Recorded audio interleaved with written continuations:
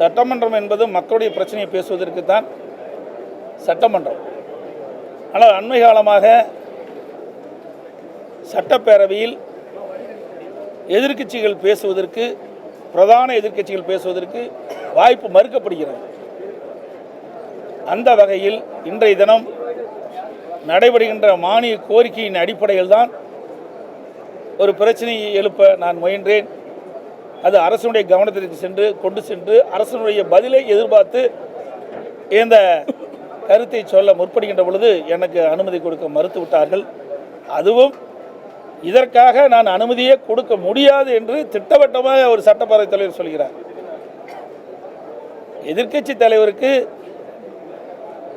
நாட்டு மக்களுடைய பிரச்சனைகளை பேசுவதற்கு முழு உரிமை உண்டு.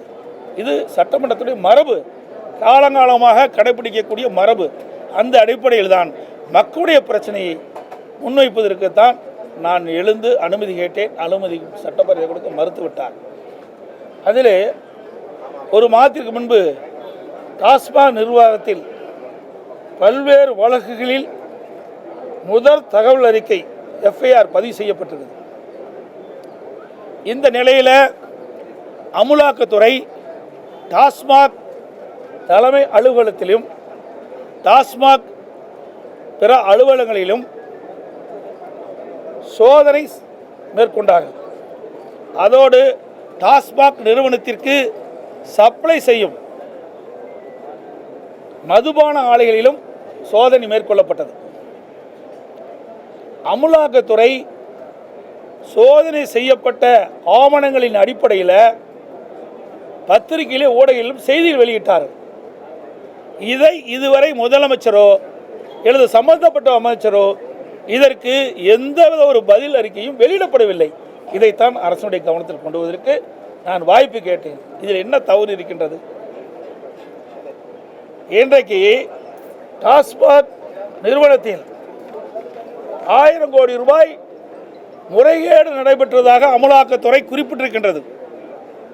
அது குறித்து இந்த அரசு முழுமையான விளக்கம் தெரிவிக்கப்படவில்லை. இன்றைக்கு இதை சார்ந்த மானிய கோரிக்கை தான் வருது. அப்பொழுதுதான் இந்த பிரச்சனையை எழுப்ப முடியும், அதற்கு தக்க விளக்கம் கிடைக்கும். அந்த அடிப்படையில் தான் இந்த பிரச்சனையை நான் சட்டமன்றத்திலே கொண்டு வந்தேன். அது பேசுறதுக்கு அனுமதி மறுக்கப்பட்டது மட்டும் இல்லை, இது குறித்து கண்டிப்பாக உறுதியாக நான் பேசுவதற்கு அனுமதி கொடுக்க மாட்டேன் என்று சட்டப்பேரவை சொல்கிறார். அப்படி என்றால் இந்த 1000 கோடி அமலாக்கத்துறை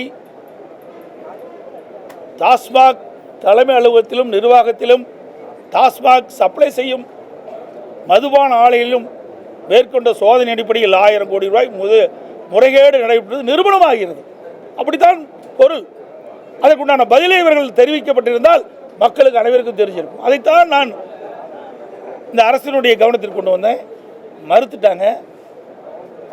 ஆகவே இந்த அரசு பொறுப்பேற்றதிலிருந்தே இந்த டாஸ்மாக் நிறுவனத்தில் பல்வேறு முறைகேடுகள் நடைபெற்று வருவதாக ஊடகத்திலும் பத்திரிகையிலும் அன்றாட செய்தி வந்து கொண்டே தான் இருந்தது. இன்றைக்கு டாஸ்மாக் நிறுவனத்துக்கு உட்பட்ட மதுபான விற்பனை கடைகளில் ஒரு பாட்டிலுக்கு 10 ரூபா வாங்கிட்டு இருந்தாங்க. ஒரு நாளைக்கு 1.5 கோடி பாட்டில் விற்குது. அப்படின்னா ஒரு நாளைக்கு 15 கோடி ரூபாய் இந்த அரசு மதுபான கடையின் மூலமாக ஊழல் செய்து இன்றைக்கு பல்வேறு தரப்புக்கு போயிருக்கு இந்த பணம். ஒரு நாளைக்கு 1.5 கோடி ரூபாய்னா 1.5 கோடி பாட்டிலுக்கு 10 ரூபாய்னா 15 கோடி ரூபாய் ஆச்சு. 30 நாளைக்கு 450 கோடி ஆகுது. 12 மாதத்துக்கு கிட்டத்தட்ட 5000, ஒரு 12 மாதத்திற்கு ஒரு வருடத்திற்கு 5400 கோடி இந்த மதுக்கடை விற்பனை மூலமாக, இந்த ஒரு பாட்டிலுக்கு 10 ரூபா வசூல் செய்வது மூலமாக இந்த ஆட்சியில் 5400 கோடி ஊழல் புரிந்திருக்கிறதாக தெரிய வருகிறது. ஊடகத்திலையும் பத்திரிகையிலும் இதெல்லாம் வெளிச்சம் போட்டு காட்டினீங்க.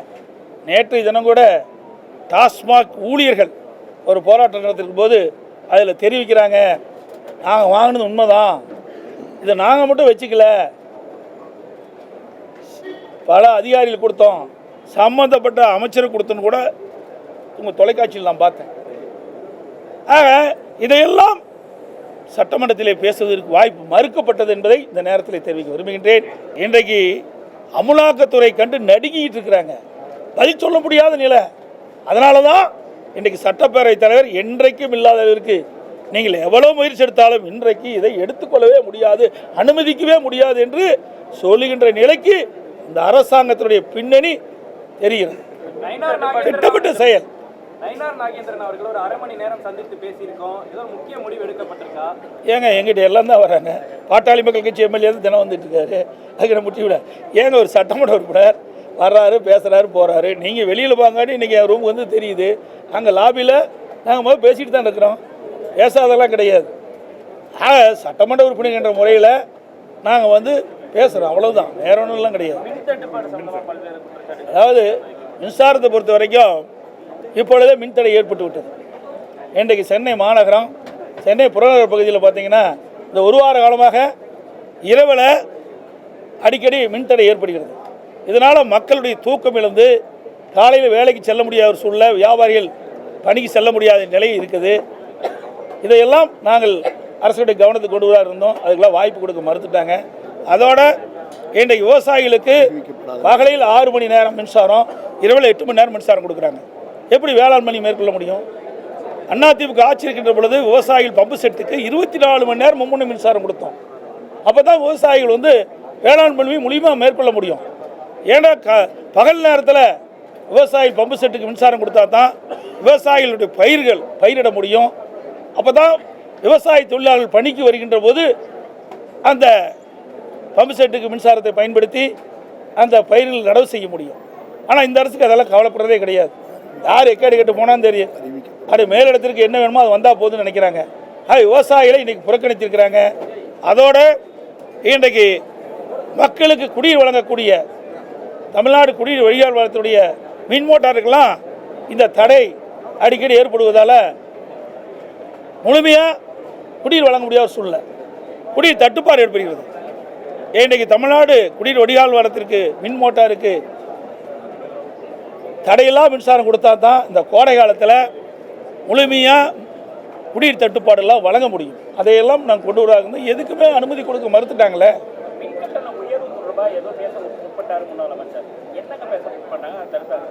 அதாவது இந்த அரசு ஏற்பட்ட பிறகு சுமார் 52% மின்கட்டணத்தை உயர்த்திட்டாங்க. ஆண்டுக்கு 6% மின்கட்டணம் உயர்த்துன்னு சொன்னாங்க. உயர்த்தின பிறகு 3 ஆண்டில் 18% மின் உயர்த்திட்டாங்க. இப்போ 52, 18, 70% மின்கட்டணம் உயர்ந்து போச்சு. அதோட நீங்கள் பார்த்தீங்கன்னா பீக் ஹவர்னு வச்சுருக்கிறாங்க. பீக் ஹவரில் அதிக மின்கட்டணம் சொல்கிறாங்க. தொழிற்சாலைக்கு பயன்படுத்துகின்ற மின்கட்டணத்தையும் உயர்த்திட்டாங்க.